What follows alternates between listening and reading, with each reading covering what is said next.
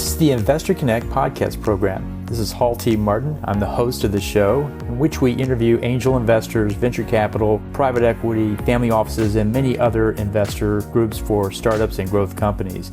I hope you enjoyed this episode. Thank you for joining us.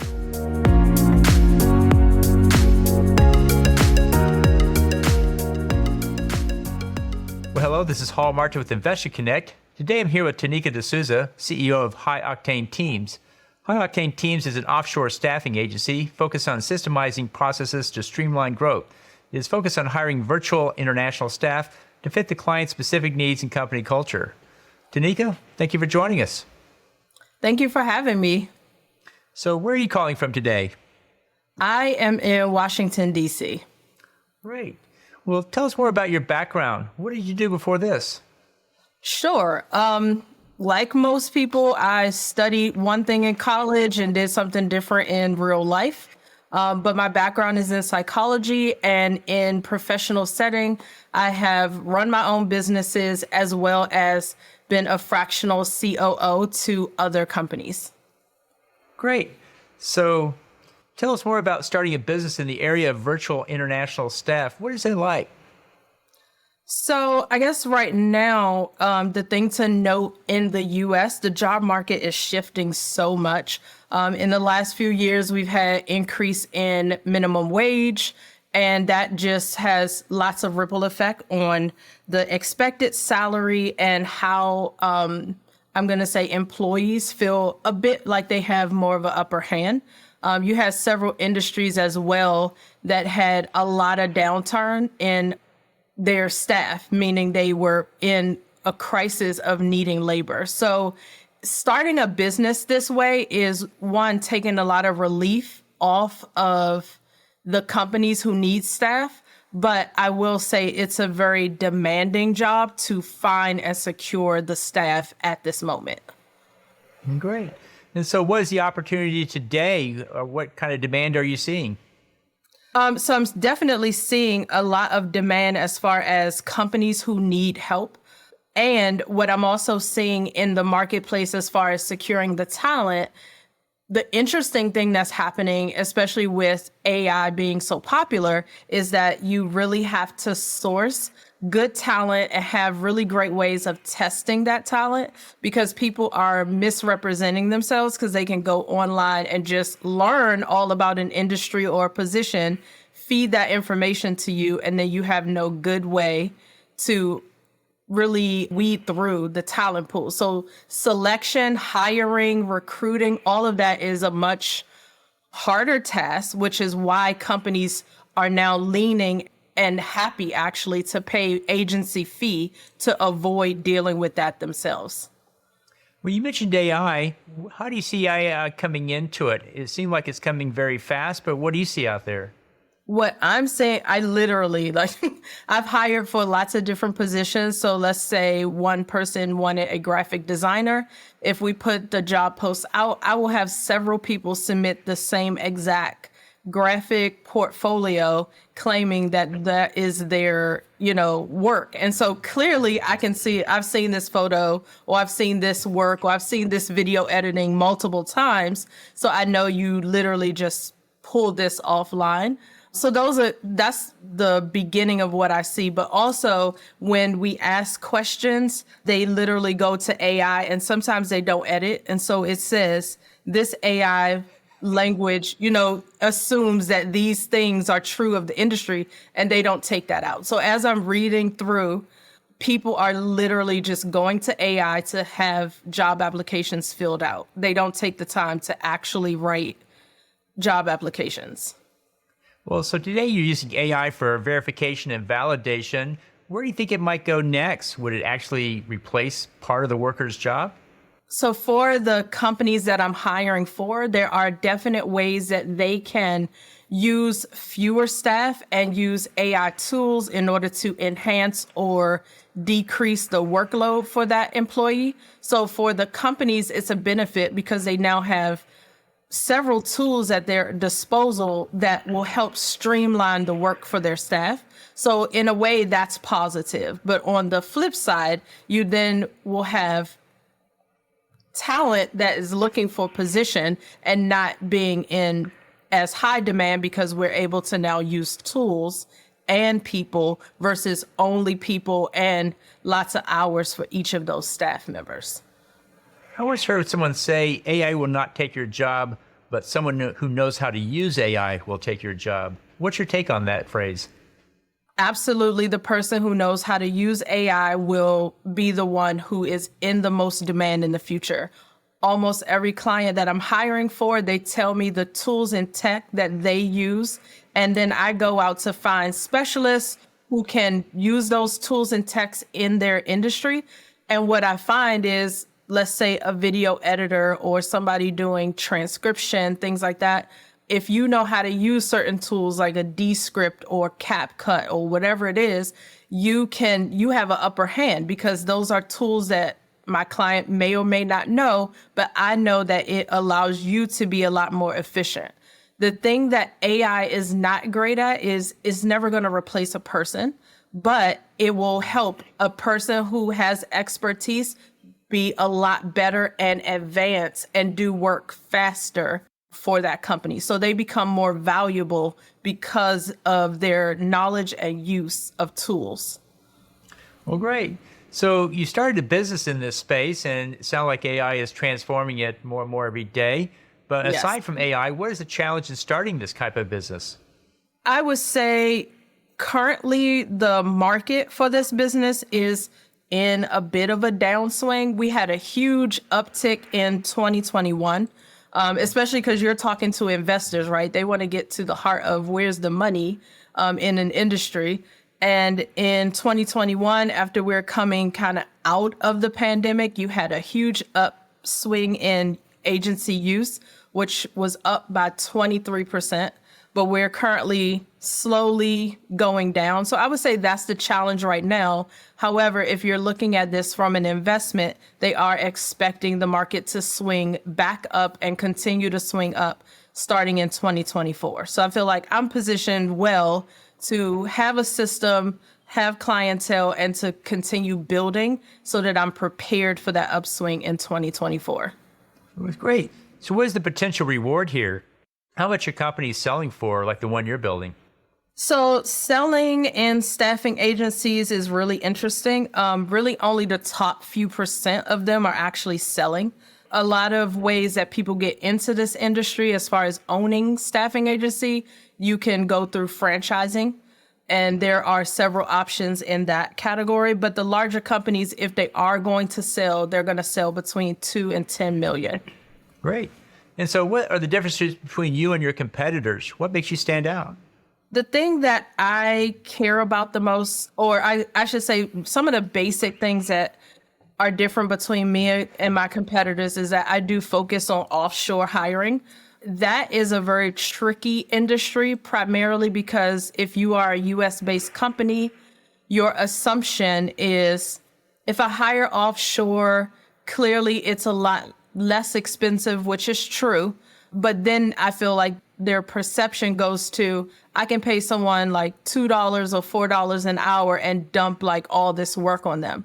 So I still like manage the expectation of the US based or other based companies. And then I also make sure that the virtual staff is prepared to work for US companies. So I do a lot in the space of assessment and matching. The other differentiator for me is I do believe that people hire for skill and I hire for fit.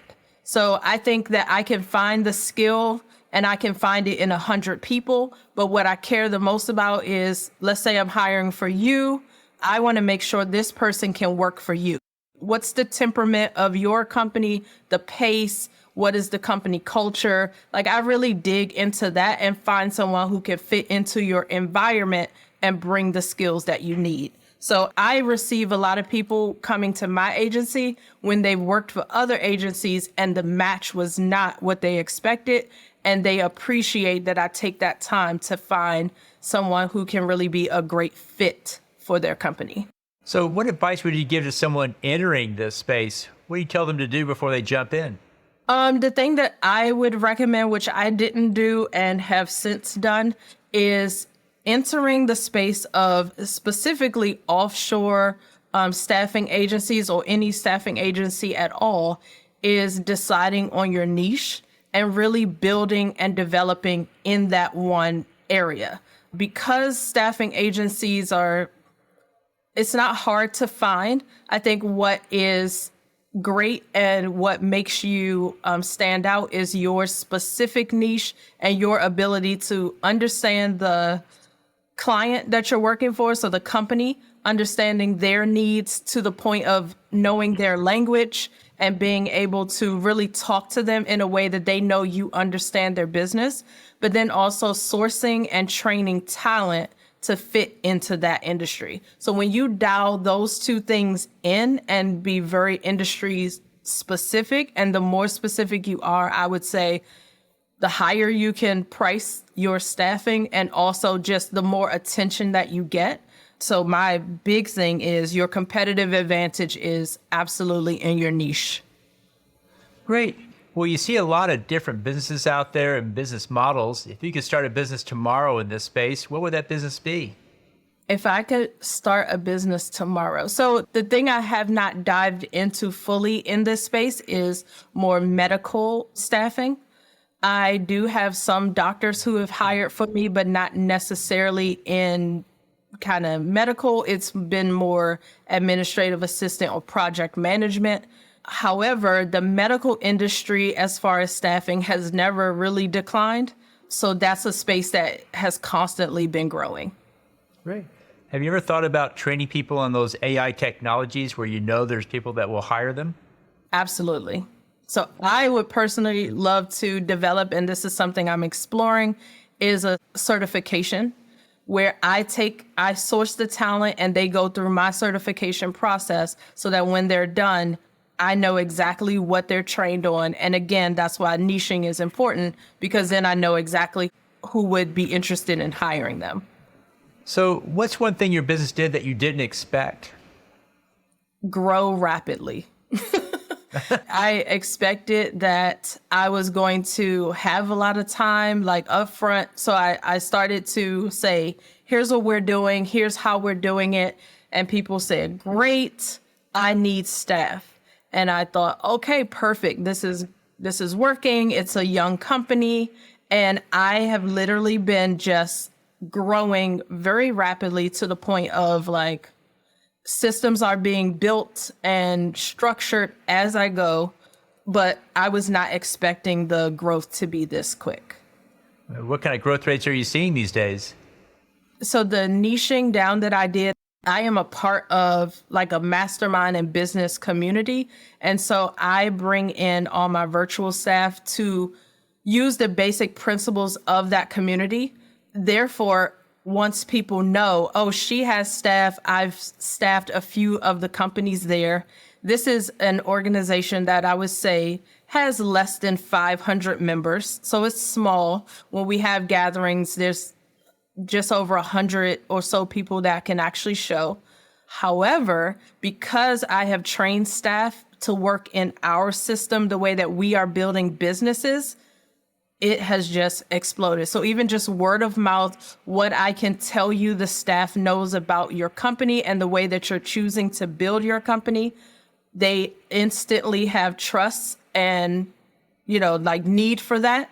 And then I'm able to place staff. So once they get a placement and they see this person understands my business development system, they refer me, and it's just been like one after another of placement. So I'm super grateful for that, but that's also why I gave the advice to niche, because initially when I was not just focusing on like a business framework or a process in particular, like I literally wanted to hire for you. So I understood your systems and then said, I want to find somebody who can work in that system versus defining, here is the system that I'm going to work with, and I'm going to only work with businesses who use this system. There's tons of business systems out there. So I would just say, choose one if that's the way you want to niche, and then build from there, because everyone using that model wants their staff to also use that same model.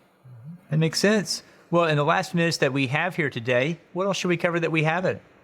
The thing that I would love is for there to be more understanding about offshore virtual staff. The thing that I have been really fortunate to witness as the owner of this company is not only how it changes and transforms most of my US based companies, meaning they can get staff. I have, found ways to really help with turnover, all of that, and just hiring for fit. But the thing that I am most proud of is the ability to change lives in other countries. So I do have quite a bit of my staff from the Philippines. So I've built an entire support system for them there. But even just the small testimonies or them sharing stories of being able to move to safer environments, being able to buy homes where the different parts of their family have their own rooms, or being able to buy like what we take for granted here. Like one of my staff is a single mom and she bought a washing machine for her place. It's like little things like that we take for granted, but they don't have.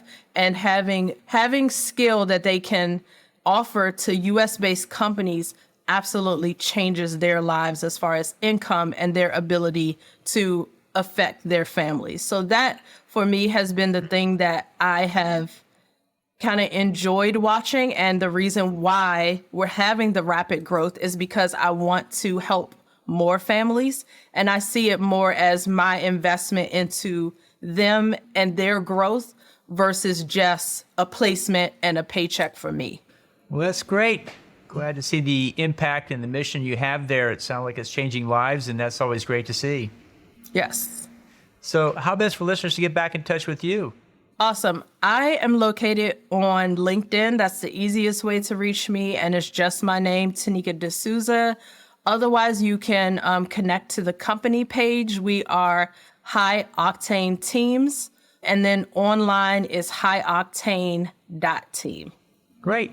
We'll put those contact details in the show notes. I want to thank you for joining us today and hope to have you back for a follow-up soon. Thank you so much for having me. You have a great day. Investor Connect helps investors interested in startup funding. In this podcast series, experienced investors share their experience and advice. You can learn more at investorconnect.org. Paul T. Martin is the director of Investor Connect, which is a 501c3 nonprofit dedicated to the education of investors for early-stage funding. All opinions expressed by Hall and podcast guests are solely their own opinions and do not reflect the opinion of Investor Connect. This podcast is for informational purposes only and should not be relied upon as a basis for investment decisions.